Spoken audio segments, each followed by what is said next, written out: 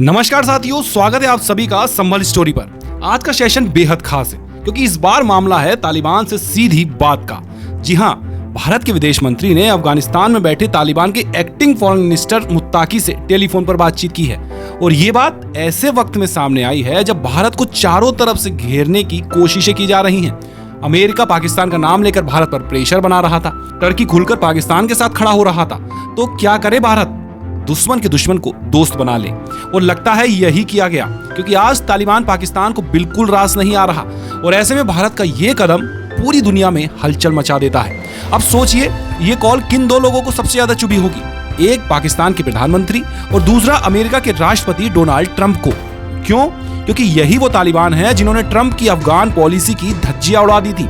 और पाकिस्तान, वो तो हमेशा से चाहता था कि तालिबान को भारत के खिलाफ इस्तेमाल करे, लेकिन कहानी कुछ और ही बन गई।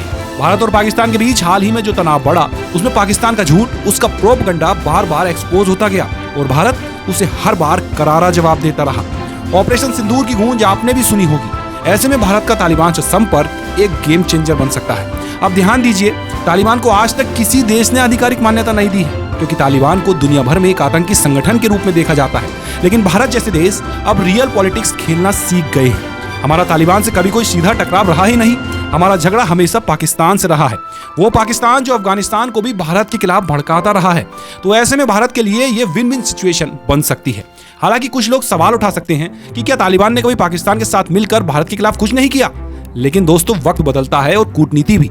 जब अमेरिका जैसे देश किसी वांटेड आतंकी को बरी करके उसे राष्ट्रपति के रूप में स्वीकार कर सकता है, तो भारत भी अपने हितों को देखते हुए नए रास्ते तलाश सकता है। और इसी सोच के साथ भारत के विदेश मंत्री ने तालिबान से सीधी बातचीत की। इस बातचीत में एक और दिलचस्प बात हुई। भारत ने तालिबान को याद दिलाया कि जब पहलगाम में आतंकी हमला हुआ था तो तुम लोगों ने उसकी खुलेआम निंदा की थी। ये एक बड़ा संदेश था। तालिबान ने पाकिस्तान के प्रॉक्सी टेररिज्म को सपोर्ट नहीं किया, बल्कि उसका विरोध किया। और यही बात भारत ने याद दिलाकर सराहा भी। अब ये बात पाकिस्तान के लिए करारा तमाचा थी, क्योंकि पाकिस्तान ने हमेशा यही चाहा था कि तालिबान उसके इशारे पर भारत के खिलाफ काम करे। लेकिन तालिबान अब पाकिस्तान के कंट्रोल में नहीं है, और इसी बात को दुनिया के सामने उजागर करने के लिए भारत का ये कॉल काफी था। लेकिन कहानी यही खत्म नहीं होती। भारत ने अफगानिस्तान को बताया कि पाकिस्तान भारत के नाम पर आपके ऊपर ड्रोन चलाना चाहता था, ताकि आप ही के लोगों को भारत के खिलाफ भड़काया जा सके। लेकिन आपने क्या किया? आप डटे रहे पूरी दृढ़ता के साथ। आप भारत पर विश्वास करते रहे कि भारत कभी आपके साथ गलत नहीं करेगा। और यही हमारी एक बड़ी डिप्लोमेटिक जीत है, जिसे हमें और आपको दोनों को समझना चाहिए। अब इसी बीच तालिबान ने भारत के सामने कुछ मांगे रखी है। उन्होंने कहा, जैसे पहले हमारे व्यापारी और मरीज भारत आया जाया करते थे, वैसे ही अब भी उन्हें भारत आने की अनुमति दी जाए। और जो अफगान कैदी भारत की जेलों में हैं, उन्हें रिहा किया जाए, उन्हें हमारे पास भेजा जाए। भारत सरकार की ओर से आश्वासन भी दिया गया कि जो भी वादे किए गए हैं, हम उन पर तेजी से काम करेंगे। यानी तालिबान की बातें अब भारत में मानी जाने लगी हैं। दोस्तों, मुझे वो दिन दूर नहीं लगता जब भारत में तालिबान का कोई उच्चायोग या कहिए एम्बेसी बन जाए, क्योंकि तालिबान अब पहले जैसा नहीं रहा। उन्होंने सरकार पाने के लिए आतंक का सहारा लिया, लेकिन अब वो आतंकी नहीं रहे। अब दोस्तों, अगर मैं आपको पास्ट में ले जाऊं और तालिबान के बारे में बताऊं, तो तालिबान की शुरुआत एक स्टूडेंट ग्रुप से हुई थी, पश्तो लड़ाकों का ग्रुप, जिसे अफगानिस्तान की बहुसंख्यक पश्तून आबादी का समर्थन मिला था। 90 के दशक से पहले अफगानिस्तान पर सोवियत रूस का शासन था। तब अमेरिका ने कोल्ड वॉर के दौर में पाकिस्तान की ISI और अपनी एजेंसी CIA के साथ मिलकर तालिबान जैसे लड़ाकों को खड़ा कर दिया। इन्हें ट्रेनिंग दी गई, हथियार दिए गए और उन्होंने सोवियत रूस को भगा दिया। लेकिन अब ये लड़ाके समझ चुके हैं कि अगर सोवियत को हरा सकते हैं तो अमेरिका किस खेत की मूली है। यहीं से अलकायदा को पनाह दी गई और फिर अमेरिका पर हमला किया गया। और तब से 2001 से अमेरिका लगातार हमला करता रहा है पाकिस्तान में। लेकिन भारत ने 1996 से 2001 तक तालिबान सरकार को कभी मान्यता नहीं दी। इसकी एक बड़ी वजह थी IC-814 का हाईजैक। एक भारतीय विमान को हाईजैक करके अफगानिस्तान के कंधार ले जाया गया। दोस्तों, इसके ऊपर एक मूवी भी बनी है और मूवी का नाम भी IC-814 है। और अगर आप इस मूवी के एक सीन को देखेंगे तो उस सीन में भारतीय प्रतिनिधि अफगानिस्तान को धन्यवाद देते नजर आते हैं और अफगानी जवाब देते हैं कि कौन सी सरकार, जिसे आप लोग मान्यता ही नहीं देते।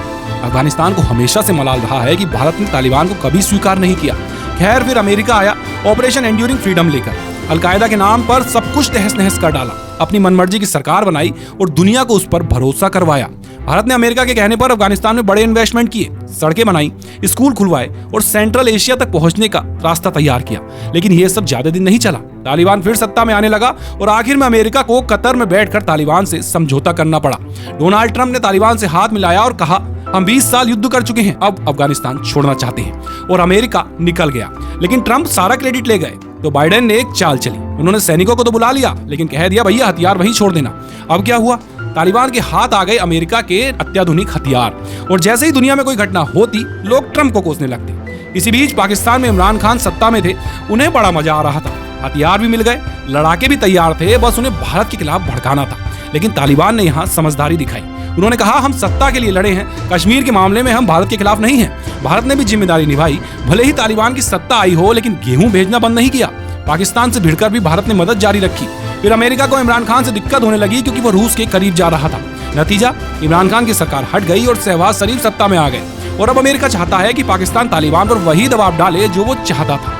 पाकिस्तान ने फाइटर जेट भेजे, अफगानिस्तान में बम बरसाए, 2022 में दर्जनों लोग मारे गए। भारत ये सब देख रहा था। भारत ने तालिबान से सीधे बातचीत शुरू की और कहा देखो भैया, हम तुम्हारे ऊपर बम नहीं गिराएंगे, जो अमेरिका के कहने पर पाकिस्तान कर रहा है, हम वो कभी नहीं करेंगे। हमें बताओ हम तुम्हारी मदद कैसे कर सकते हैं। तभी से भारतीय प्रतिनिधि अफगानिस्तान पहुंचने लगे। हर घटना के बाद भारत की तरफ से कोई ना कोई अफसर वहां होता, और अब पहली बार भारत के विदेश मंत्री ने तालिबान से सीधी बातचीत की है। इससे बड़ा संकेत और क्या होगा। अब तालिबान के पास भारत का साथ है, ये पाकिस्तान की कूटनीति की बड़ी हार है। तालिबान अब भारत के लिए एक नया अफसर बन चुका है, और ट्रंप के लिए ये एक तमाचा है, क्योंकि जिनसे वो भागे थे वो आज भारत के साथ खड़े हैं। तो साथियों, अब सवाल ये उठता है कि क्या भारत का तालिबान से ये संवाद एक नया कूटनीतिक अध्याय है? क्या ये एक सोची समझी रणनीति है जिससे पाकिस्तान और उसके फेक प्रोपेगेंडा को करारा जवाब दिया जा रहा है, या फिर आने वाले समय में अफगानिस्तान और भारत के रिश्ते किसी नई दिशा की ओर बढ़ने वाले हैं? आपका क्या मानना है? क्या ये फैसला सही है या इसमें खतरे भी छुपे हैं? नीचे कमेंट सेक्शन खुला है दोस्तों, अपने विचार जरूर साझा करें, क्योंकि आपकी सोच ही देश की सोच बनती है। और अगर आपको ये विश्लेषण पसंद आया हो तो इस वीडियो को लाइक करें, अपने दोस्तों के साथ शेयर करें, और हमारे चैनल संभल स्टोरी को सब्सक्राइब करना बिल्कुल मत भूलिए, क्योंकि हम लाते हैं आपके लिए ऐसी ही सच्ची सोचने पर मजबूर कर देने वाली स्टोरी, जो पर्दे के पीछे की असल हकीकत से आपको रूबरू कराती है। फिर मिलेंगे एक नई स्टोरी के साथ, तब तक के लिए संभल कर रहिए, जागरूक रहिए।